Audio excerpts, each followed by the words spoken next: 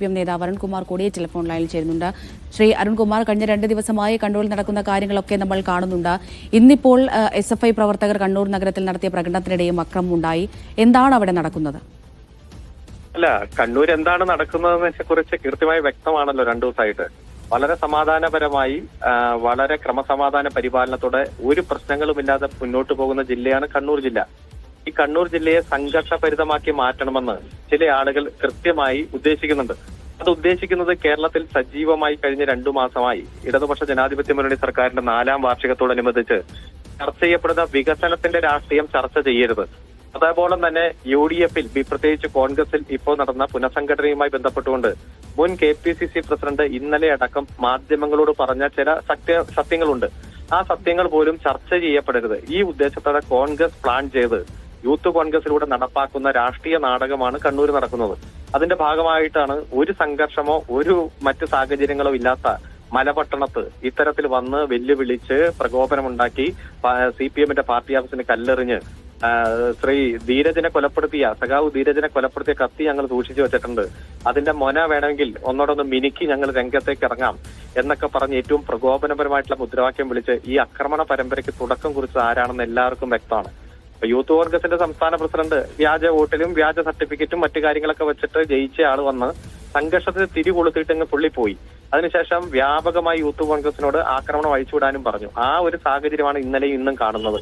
ഏറ്റവും സമാധാനപരമായിട്ട് പോയിക്കൊണ്ടിരുന്ന കണ്ണൂരിന്റെ സമാധാന അന്തരീക്ഷം തകർക്കുക എന്ന ലക്ഷ്യത്തോടെ കോൺഗ്രസും യൂത്ത് കോൺഗ്രസും പ്ലാൻ ചെയ്ത് പുതിയ KPCC ഭാരവാഹികളുടെ ഒത്താശയോടെ ചെയ്ത കാര്യങ്ങൾ മാത്രമേ അവിടെ നടക്കുന്നുള്ളൂ. അത്തരത്തിലൊരു സംഭവം ഉണ്ടാകുന്ന പ്രത്യേകിച്ച് രക്തസാക്ഷിയെ അപമാനിക്കുകയും ആ കുടുംബത്തെ വീണ്ടും വീണ്ടും വേദനയിലേക്ക് തള്ളിവിടുമ്പോൾ സ്വാഭാവികമായിട്ടും പ്രതിഷേധ പ്രകടനവും പ്രതികരണമൊക്കെ ഉണ്ടാവും. അത് ഒരു ജനാധിപത്യ സംസ്ഥാനത്ത് നടക്കുന്ന രാജ്യത്ത് നടക്കുന്ന പക്ഷേ അത് അക്രമത്തിലേക്ക് കൂടി കടക്കുകയല്ലേ ശ്രീ അരുൺകുമാർ? ഇപ്പോൾ ഈ വീട് ആക്രമിക്കുന്ന കാര്യത്തിലേക്ക് വരെ എത്തി നിൽക്കുകയാണല്ലോ. അതൊക്കെ പോലീസ് അന്വേഷിക്കട്ടെ. ആരാണ് അതിന്റെ പിന്നിൽ? ഓരോ തരത്തിലുള്ള ആക്രമണത്തെയും ആരും പ്രോത്സാഹിപ്പിക്കുന്നില്ല. CPM-ന്റെ പാർട്ടി ഓഫീസിനെ കല്ലെറിഞ്ഞത് ആരാണ്? ആഫീസിന്റെ മുന്നിൽ വന്ന് പ്രകോപനപരമായിട്ടുള്ള മുദ്രാവാക്യം വിളിക്കുകയും പ്രസംഗം നടത്തിയത് ആരാണ്? ഇപ്പൊ ധീരജിന്റെ വിചാരണ ആരംഭിക്കാൻ പോവുക, അതിന്റെ കൊലക്കേസിന്റെ വിചാരണ ആരംഭിക്കാൻ പോവുകയാണ്. അതിൽ കത്തി സെക്ഷൻ 27 റിക്കവറി പ്രകാരം ഇൻവെസ്റ്റിഗേറ്റിംഗ് ഓഫീസർ അത് കണ്ടെടുത്തിട്ടുണ്ട്. അത് കോടതിയുടെ മുന്നിലുണ്ട്. അപ്പൊ അത് യഥാർത്ഥ കത്തിയല്ല. യഥാർത്ഥ കത്തി ഞങ്ങളുടെ കൈവശമുണ്ടെങ്കിൽ ആ കത്തി അവർ ഹാജരാക്കട്ടെ.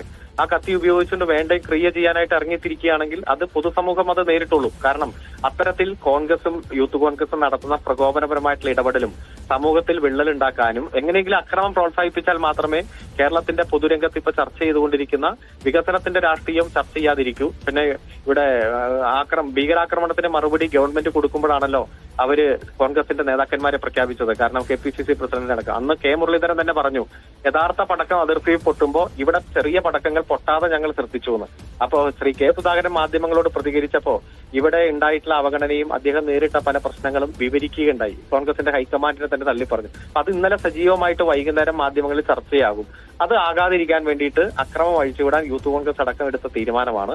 മറ്റേതെങ്കിലും തരത്തിൽ അനിഷ്ട സംഭവം മറ്റു കാര്യങ്ങളോ പോലീസ് അന്വേഷിക്കട്ടെ, പ്രതികളെ കണ്ടെത്തട്ടെ. സ്വാഭാവികമായും രക്തസാക്ഷിയെയും അദ്ദേഹത്തിന്റെ കുടുംബത്തെയും വീണ്ടും വീണ്ടും ആക്രമിക്കുമ്പോൾ അപമാനിക്കുമ്പോൾ പ്രതിഷേധങ്ങൾ ഉണ്ടാകും, പ്രതികരണങ്ങൾ ഉണ്ടാകും. അത് ജനാധിപത്യപരമായിട്ടുള്ള പ്രതിഷേധമാണ്. അതാണ് ഇപ്പൊ കണ്ണൂർ നടന്നത്.